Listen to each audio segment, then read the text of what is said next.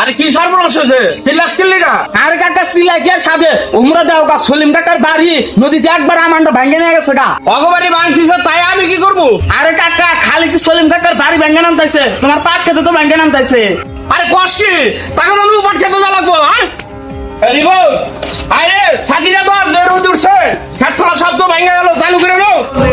প্রশ্ন শুধুই জবাব খুঁজে যায় তোর ভুলেরই মাসুল তোকে ভুলতে হবে আরে বোন হাই রে, খেত খোলা তো পুরাটাই ভেঙে গেছে, কানি এবং তো পাড়া ছিল, হাতি বন্ধ কর, সুরতালি কর।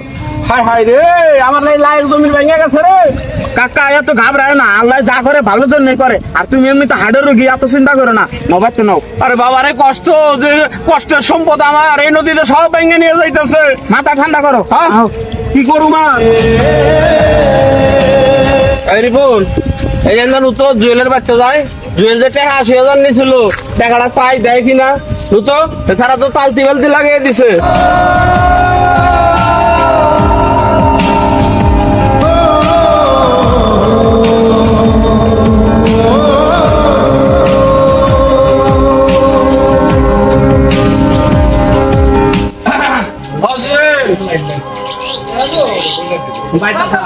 হ্যাঁ বাবু, কি খবর তোমার? আমি খারাপ নাম চেয়ে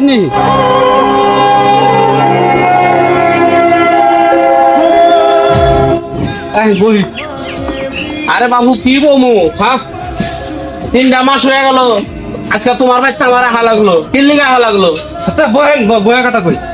হ্যাঁ টাকা যখন নিছিলাও তখন কিন্তু এই কথা ছিল না বাবু। আরে চাচা, আপনি তো দেখতেছেন নদীর কি পরিস্থিতি, নদীর অবস্থা খুবই খারাপ। আপনি টিয়াটা কিভাবে দেই? কেমনে টাকা দিবা মানে?